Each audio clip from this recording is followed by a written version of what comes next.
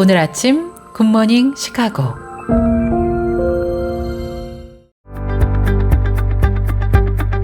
청취자 여러분 안녕하십니까? 8월 22일 금요일 KCBS 굿모닝 시카고 시작합니다.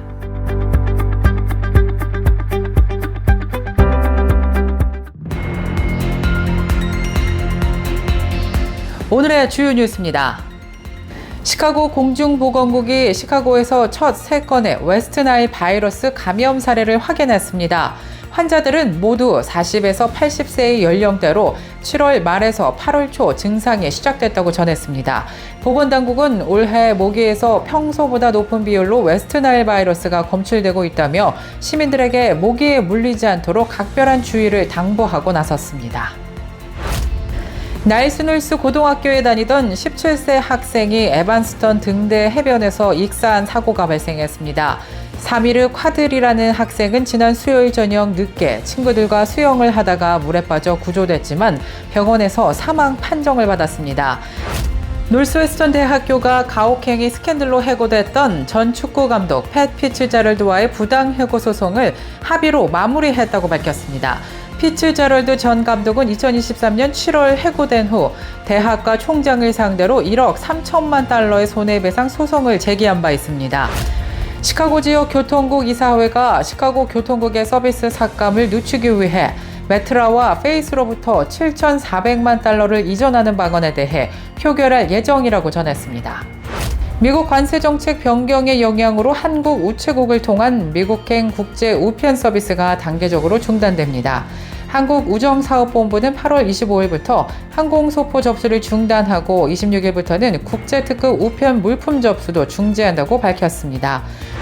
이재명 대통령이 21일 빌 게이츠 재단 이사장을 만나 윈도우 개발을 언급하며 세상 사람들이 모든 창문을 가지게 됐다고 말했습니다. 용산 대통령실에서 열린 접견에서 이 대통령은 빌 게이츠 이사장이 백신과 친환경 발전 시설 개발 등 인류를 위한 새로운 공공재 개발에 나서고 있어 존경스럽다며 지구와 인류 전체를 위한 공동 활동에 경의를 표하고 대한민국 정부도 함께할 방안을 찾겠다고 밝혔습니다.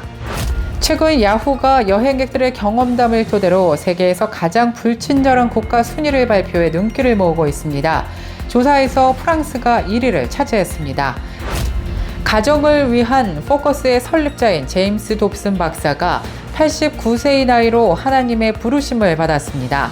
그는 평생 보수 기독교 심리학자, 작가, 그리고 방송인으로서 활동하며 미국 기독교계에 지대한 영향을 미친 인물입니다.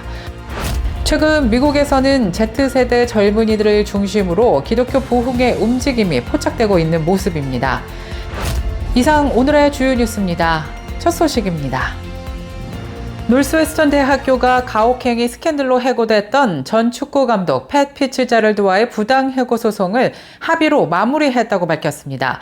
피츠제럴드 전 감독은 2023년 7월 해고된 후 대학과 총장을 상대로 1억 3천만 달러의 손해배상 소송을 제기한 바 있습니다. 합의 조건은 공개되지 않았지만 피츠제럴드 측은 가혹행위에 대해 전혀 알지 못했다는 점을 계속 주장할 것이라고 밝혔습니다. 나일스놀스 고등학교에 다니던 17세 학생이 에반스턴 등대 해변에서 익사한 사고가 발생했습니다. 사미르 콰들이라는 학생은 지난 수요일 저녁 늦게 친구들과 수영을 하다가 물에 빠져 구조됐지만 병원에서 사망 판정을 받았습니다.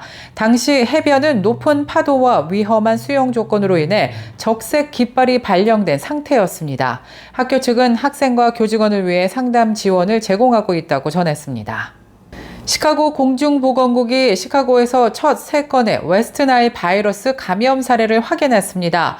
환자들은 모두 40에서 80세의 연령대로 7월 말에서 8월 초 증상이 시작됐다고 전했습니다. 보건당국은 올해 모기에서 평소보다 높은 비율로 웨스트나일 바이러스가 검출되고 있다며 시민들에게 모기에 물리지 않도록 각별한 주의를 당부하고 나섰습니다. 시카고 불스 팀이 2026년 1월 24일 보스턴 셀틱스와의 경기 후 홈구장인 유나이티드 센터에서 데릭 로즈의 등번호 1번을 영구 결번 처리하는 행사를 개최할 예정이라고 밝혔습니다. 시카고 출신의 데릭 로즈는 불스에서 2011년 NBA 최우수 선수에 선정되는 등 뛰어난 활약을 펼쳤습니다. 시카고 불스는 이번 영구 결번 행사에 대해 로즈의 경력을 기념하는 여러 기념품을 증정하는 행사도 시즌 중에 진행할 계획이라고 밝혔습니다. 시카고 지역 교통국 이사회가 시카고 교통국의 서비스 삭감을 늦추기 위해 메트라와 페이스로부터 7,400만 달러를 이전하는 방안에 대해 표결할 예정이라고 전했습니다. CTA 메트라 페이스는 2026년까지 총 7억 7,100만 달러의 예산 부족에 직면해 있고 주정부의 추가 지원이 없다면 2026년에 서비스의 40%를 삭감해야 할 수도 있는 상황입니다. 이번 자금 이전은 잠재적인 서비스 중단을 오는 2026년 중반까지 연기해 주 의원들의 추가 자금 지원 방안을 마련할 시간을 벌이기 위한 것입니다. 연방거래위원회가 LA 피트니스 등 헬스클럽에 소송을 제기했습니다. 연방거래위원회가 헬스클럽 멤버십 해지 절차를 고의로 어렵게 만들었다는 이유로 여러 헬스클럽 체인에 소송을 제기한 것입니다. FTC는 20일 성명을 통해 피트니스 인터내셔널과 피트니스 스포츠 클럽을 대상으로 소송을 제기한다고 밝혔습니다. 이 두 기업은 LA 피트니스와 에스포르타 피트니스 등 수백 개에 달하는 헬스클럽을 운영하고 있습니다. FTC는 이들의 불공정한 행위를 금지하고 피해를 본 고객들에게 환불 조치를 명령해달라고 법원에 요청했습니다. FTC 소비자보호국 크리스토퍼 무파리게 국장은 두 기업의 멤버십 해지는 사실상 불가능에 가까울 정도로 어려웠다고 지적했습니다. 특히 수만 명의 LA 피트니스 고객들이 해지 과정에서 큰 불편을 겪은 것으로도 조사됐습니다. 일반적으로 LA 피트니스 멤버십은 우편이나 지점 방문을 통해 해지할 수 있다고 안내되어 있지만 실제로는 절차가 매우 번거로웠다는 것이 FTC의 설명입니다. 이재명 대통령이 21일 빌 게이츠 재단 이사장을 만나 윈도우 개발을 언급하며 세상 사람들이 모든 창문을 가지게 됐다고 말했습니다. 용산 대통령실에서 열린 접견에서 이 대통령은 빌 게이츠 이사장이 백신과 친환경 발전 시설 개발 등 인류를 위한 새로운 공공재 개발에 나서고 있어 존경스럽다며 지구와 인류 전체를 위한 공동 활동에 경의를 표하고 대한민국 정부도 함께할 방안을 찾겠다고 밝혔습니다.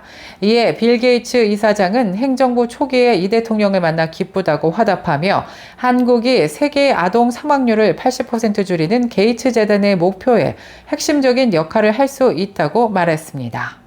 미국 관세정책 변경의 영향으로 한국 우체국을 통한 미국행 국제 우편 서비스가 단계적으로 중단됩니다. 한국우정사업본부는 8월 25일부터 항공소포 접수를 중단하고 26일부터는 국제특급 우편 물품 접수도 중지한다고 밝혔습니다. 다만 관세가 부과되지 않는 서류는 EMS 접수가 가능합니다. 이번 조치는 미국이 8월 29일부터 서류와 서신을 제외한 모든 국제 우편물에 대해 관세를 15% 부과하고 신고 절차를 의무화하는 새로운 정책을 시행하기 때문입니다. 미국으로 물품을 보내야 하는 경우 민간 특송사가 운영하는 EMS 프리미엄 상품은 계속 이용할 수 있습니다. 이 경우 통관 절차는 특송사가 대행하며 수취인이 관세를 부담하게 됩니다.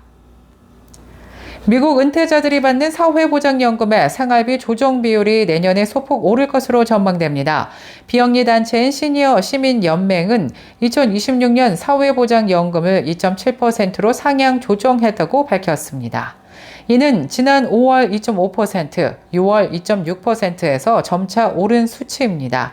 사회보장국은 매년 3분기의 도시근로자 및 사무직 근로자 대상 물가지수를 기준으로 사회보장연금의 생활비 조정 비율을 산정하고 있습니다. 최근 야후가 여행객들의 경험담을 토대로 세계에서 가장 불친절한 국가 순위를 발표해 눈길을 모으고 있습니다. 조사에서 프랑스가 1위를 차지했습니다. 프랑스의 수도 파리에서는 영어를 쓰면 무시를 당하거나 발음을 교정해주는 등 불쾌한 경험을 했다는 후기가 많았습니다. 프랑스에 이어서 모로코가 2위에 올랐습니다. 현지에서 아이들에게 신체 접촉을 당하거나 버스에서 돌을 맞는 등 불쾌한 경험담과 함께 집요한 호객 행위가 불편 요소로 지적됐습니다. 3위는 러시아, 길에서 웃으면 수상하게 여긴다는 무뚝뚝한 분위기가 여행객들의 불만을 샀습니다. 이어 4위는 중국, 5위는 터키, 6위는 까다로운 입국 심사와 지역별 태도 차이로 인해 미국이 꼽혔습니다. 월마트가 13개 주에서 판매된 냉동새우 제품을 리콜했습니다. 인도네시아에서 수입된 해당 제품에서 방사성 동위 원소인 세슘 137이 검출됐기 때문입니다. 식품의약국은 인도네시아산 빵가루 입힌 새우 샘플과 운송 컨테이너에서 세슘 137이 발견된 후 월마트의 그레이트 밸류 브랜드 냉동새우에 대해 즉각적인 판매 중단 및 회수 조치를 내렸다고 밝혔습니다. FDA 기준보다 훨씬 낮은 세슘 137의 양이었지만 장기간 반복 노출될 경우 건강에 영향을 미칠 수 있다는 것이 리콜 조치 이유입니다. 인간미 넘치는 판결로 전 세계적인 사랑을 받았던 프랭크 캐프리오 로드아일랜드주 지방법원 판사가 21일 88세를 일기로 별세했습니다. 캐프리오 판사는 오랜 기간 췌장암 투병을 해온 것으로 알려졌습니다. 캐프리오 판사는 경미한 사건을 다루는 법정에서 서민들의 사정을 깊이 헤아리는 판결로 유명세를 얻었습니다. 특히 2017년 주차 위반으로 기소된 여성에게 벌금 대신 딸과 아침 식사를 하라고 제안한 영상이 유튜브에서 1000만 회 이상이 조회되며 큰 화제가 되기도 했습니다. 생전 모두가 정의를 누려야 하지만 현실은 그렇지 않다고 비판하면서 사회적 약자들에게 관심을 보여왔던 존경받는 판사였습니다. 계속해서 교계 소식이 이어집니다. 가정을 위한 포커스의 설립자인 제임스 dob슨 박사가 89세의 나이로 하나님의 부르심을 받았습니다. 그는 평생 보수 기독교 심리학자, 작가, 그리고 방송인으로서 활동하며 미국 기독교계에 지대한 영향을 미친 인물입니다. dob슨 박사는 가정의 가치를 굳게 지키고 신앙을 바탕으로 한 양육 방식의 중요성을 강조해 왔습니다. 그의 목소리는 여러 세대에 걸쳐 수많은 가정과 개인에게 영적, 심리적 지침을 제공했고 그의 저서와 라디오 방송은 기독교인들에게 큰 울림을 주었습니다. 텍사스주가 학교 교실에 10계명을 의무적으로 게시하도록 한 법안이 연방법원 판사에 의해 제동이 걸렸습니다. 이 법안은 공립학교에서 종교적 내용을 가르치고 전시하는 것에 대한 오랜 논쟁을 다시금 수면 위로 올렸습니다. 법원은 이 법안이 종교와 국가의 분리를 규정한 헌법 정신에 위배될 소지가 있다고 판단했습니다. 최근 미국에서는 Z세대 젊은이들을 중심으로 기독교 부흥의 움직임이 포착되고 있는 모습입니다. 현지 언론에 따르면 아칸소주에서 열린 한 집회에는 4만 5천 명의 젊은이들이 모여 예수 그리스도를 향한 갈망을 드러냈다고 합니다. 이들은 낡은 제도나 형식에 얽매이지 않고 진정한 복음과 성경의 진리에 목말라 하고 있다고 언론은 보도했습니다. 한 여론조사 기관의 연구 결과는 이러한 현상을 뒷받침하기도 하는데요. 팬데믹 이후 Z세대와 밀레니얼 세대, 특히 남성들 사이에서 예수님에 대한 믿음과 성경 사용량이 증가했다는 것입니다. 전문가들은 이들이 사회적 혼란 속에서 의미와 진리를 찾기 위해 신앙으로 돌아오고 있다고 분석하고 있습니다.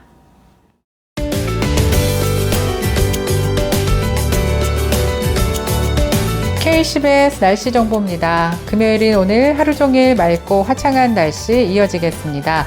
그러나 기온은 어제보다 조금 오르면서 한낮에는 무덥겠습니다. 낮 최고 기온 81도, 밤 최저 기온 68도 예상됩니다. 내일 아침 해 뜨는 시각 6시 6분, 해 지는 시각 오후 7시 40분입니다. 이상 KCBS 날씨 정보였습니다.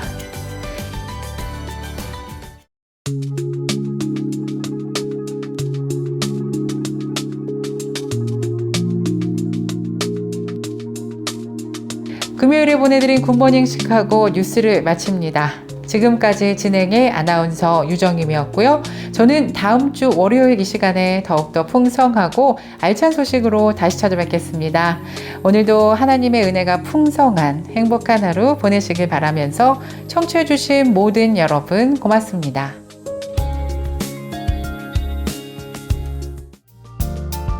모든 보험을 원스톱으로 해결해드립니다. 한인사회를 위한 박상화 종합보험. 최고의 상품으로 소비자의 행복을 책임지는 영신 건강 제공으로 함께합니다.